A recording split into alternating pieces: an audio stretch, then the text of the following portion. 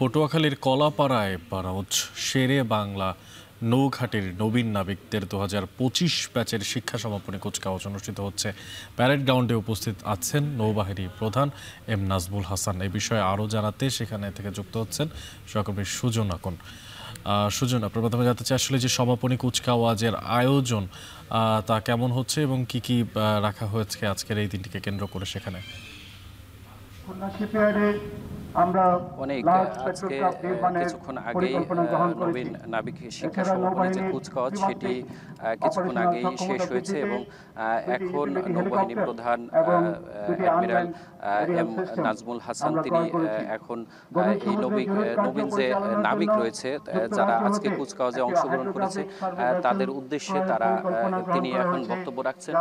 এবং এর আগে আমি দেখতে পেয়েছি সকাল থেকেই এখানে বেশ কয়েকটি ভাগে বিভক্ত হয়ে তারা বেশ কয়েকটি ভাগে বিভক্ত হয়ে তারা কিন্তু এই কুচকাওয়াজে অংশ নিয়েছিলেন এবং এখন পর্যন্ত মূলত যে নৌবাহিনী প্রধান তিনি বক্তব্য রাখছেন এবং এখানে মূলত 22 সপ্তাহের যে সাময়িক যে ট্রেনিং সেটি কিন্তু তাদের শেষ হয়েছে এবং এই ট্রেনিংয়ে মোট আজকে যাদের ট্রেনিং শেষ হয়েছে তাদের মূলত 417 জন নবীন নাবিক যারা রয়েছে তাদের শেষ হয়েছে এই যে সমাপনী কুচকাওয়াজ।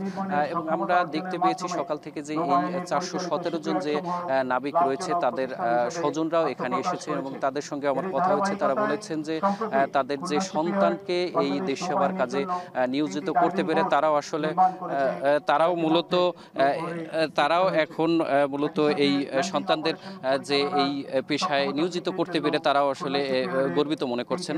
এবং আমি সকাল থেকে দেখতে পেয়েছি যে এখানে মূলত যে নবীন যে নাবিকরা রয়েছে তারা মূলত এখানে কুচকাওয়াজ অনুষ্ঠিত হয়েছে এবং সেটি প্রায় 15 থেকে 20 মিনিটের মতো এই কুচকাওয়াজ অনুষ্ঠিত হয়। মূলত এখন আমরা রয়েছি মূলত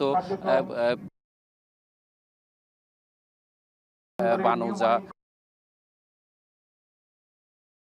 আমরা দেখতে পেয়েছি যে সকাল থেকেই এখানে স্বজনরাও এই নবীন যে নাবিকদের যে প্রশিক্ষণ শেষ হয়েছে সেটি মূলত সাময়িক একটি প্রশিক্ষণ ছিল এবং তাদের আজকে থেকেই সেই প্রশিক্ষণ শেষ হয়েছে এবং এই নৌবাহিনীর যে প্রধান রয়েছে তিনি কিছুক্ষণ পরেই এই নাবিকদের পুরস্কৃত করবেন এবং তিনি এখন বক্তব্য রাখছেন। তো এই ছিল আমার কাছে পটুয়াখালীর বানৌজা শেরেবাংলা নৌঘাটি থেকে সবশেষ।